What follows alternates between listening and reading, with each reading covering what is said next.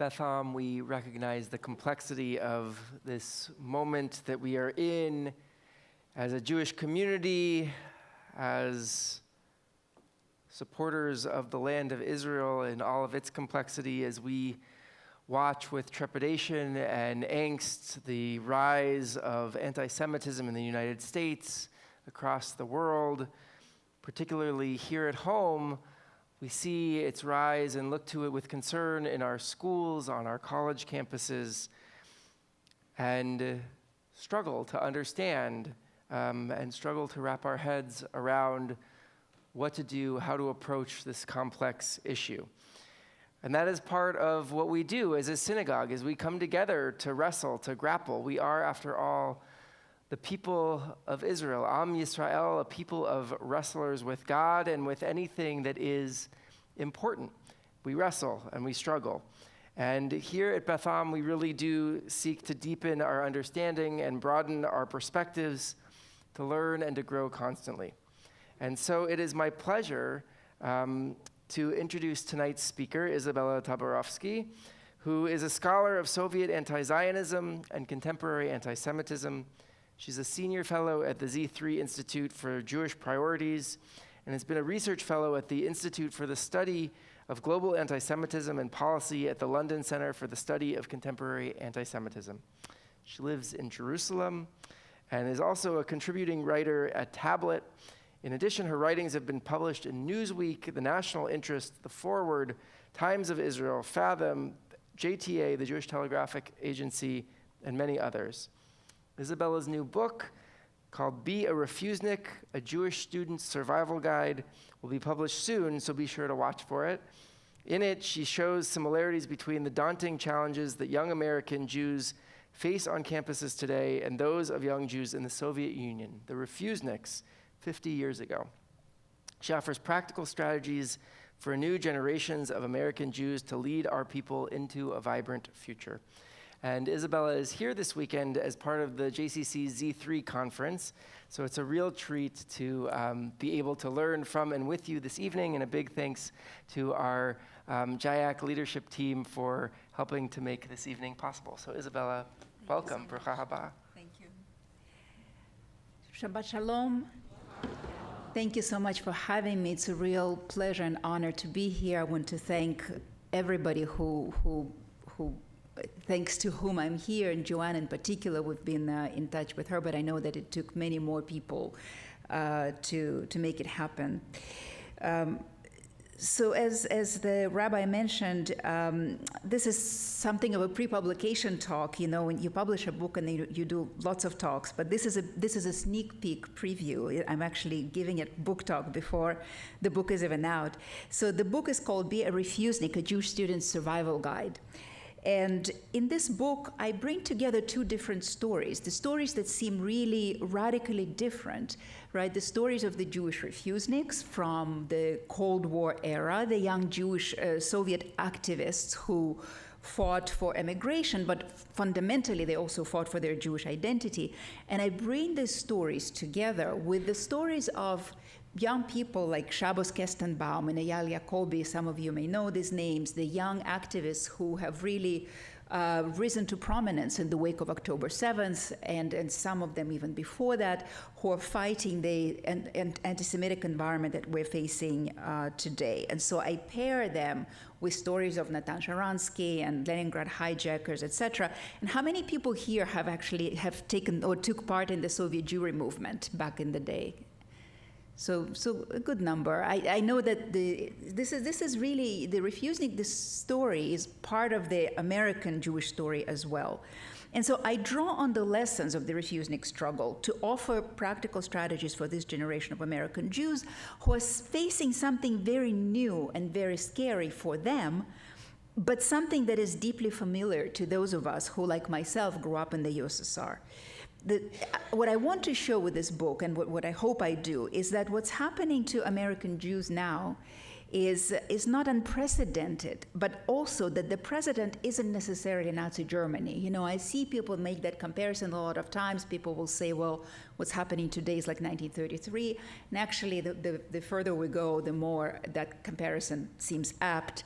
But to a considerable degree, I think the real precedent is what Soviet Jews experienced on their side of that issue. So I think one of the things that I hoped also to do with this book is to reintroduce the idea of the heroic, because sometimes I feel that our collective story, we forget about the heroic element. We kind of leave it out. You know, a lot of times I would ask like young American Jews, well, who are the Jewish heroes that you know about? And they will say, you know, the heroes of the Warsaw Ghetto Uprising, and then they go straight back to the Maccabees, and this is kind of where it ends.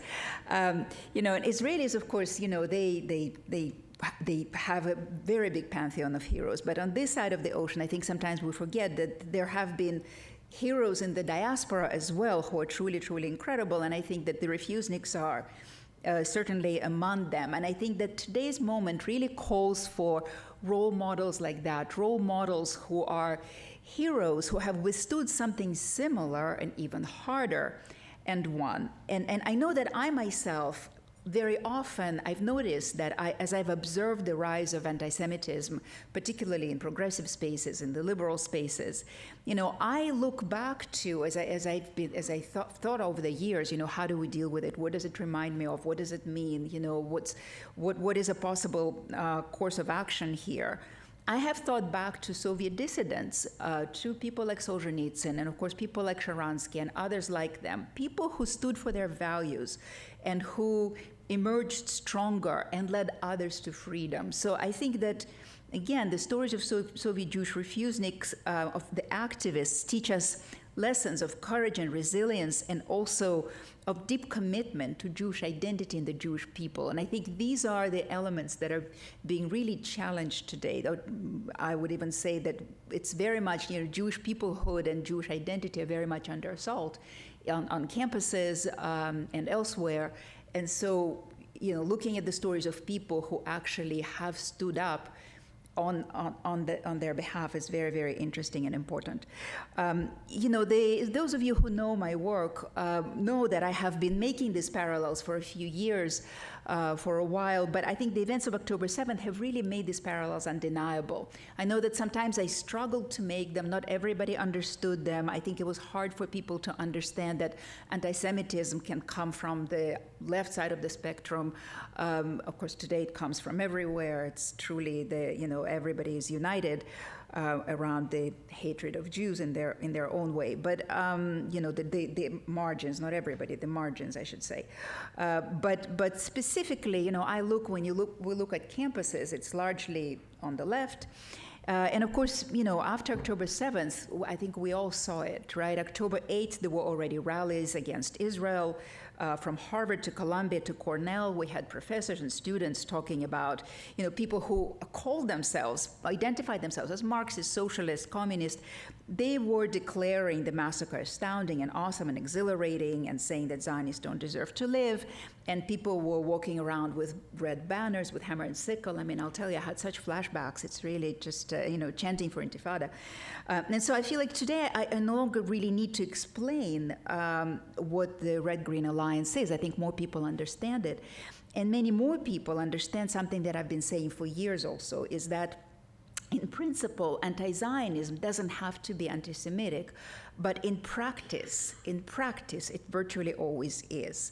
And another thing is that when a society adopts anti-Zionism as its guiding principles, anti-Semitic outcomes are inevitable. Again, I've been saying this for years, and I think now it's just unfolded in front of our eyes.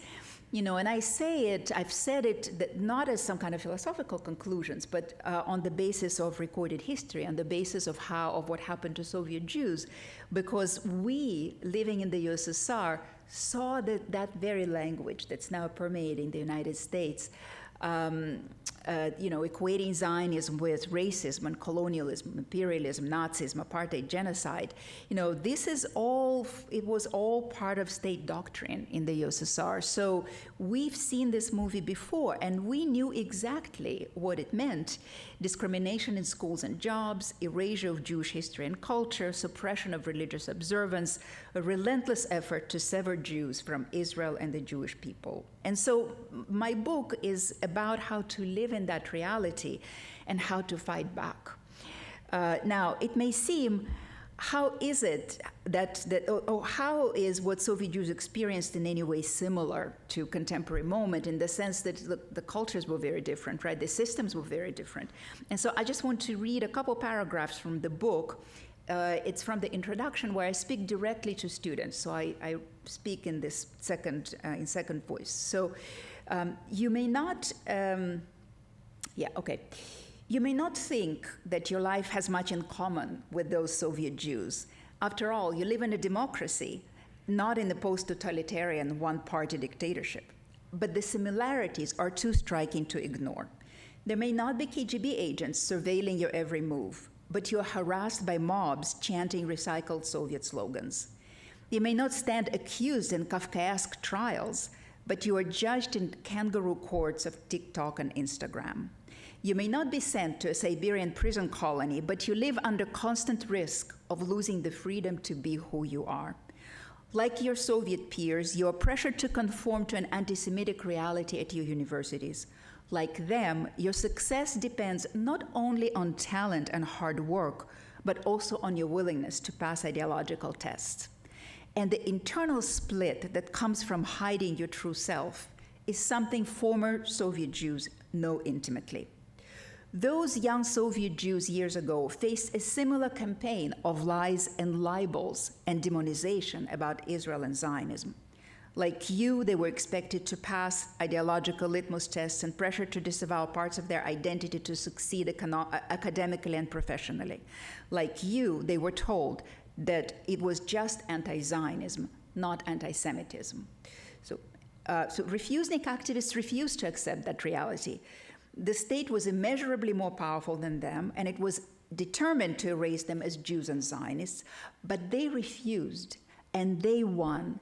And in doing so, they saved their fellow Soviet Jews like myself. I don't come from a refusnik family, so they saved all of us from enforced assimilation, and they became models of courage and inspiration for 2 generations of American Jews and Jews around the globe. They joined the pantheon of Jewish heroes and built a playbook for resistance. They rejected a life apart from the Jewish people, history, culture, language, and tradition. And like their Soviet predecessors, today's young American Jewish activists, who I profile in this book, aren't just pushing back against this argument or that argument. They too are rejecting a reality on campus and increasingly in the political and cultural sphere. The young kids that I profile, I shouldn't call them kids, the young people that I profile really, at one point or another experience a pivotal moment where they have to change their lives radically. Shabbos Kestenbaum was a registered Democrat, and he had to leave. At one point he says, I felt so lonely. He had to leave everything he knew, everybody he knew, because he believed that this is what his path, his struggle against anti-Semitism required of him, because his what was familiar to him has actually abandoned him. And this is part of the story of each of the young people that I interviewed. So they reject the adoption of anti-Semitic ideology in the name of social justice. They refuse to accept a profoundly distorted version of Jewish history that recasts Zionists as settler colonialists, Gaza as the new Warsaw Ghetto, and Israel as a genocidal regime akin to both Nazi Germany and apartheid South Africa, ideas Soviet propaganda began promoting to the global left 6 decades ago.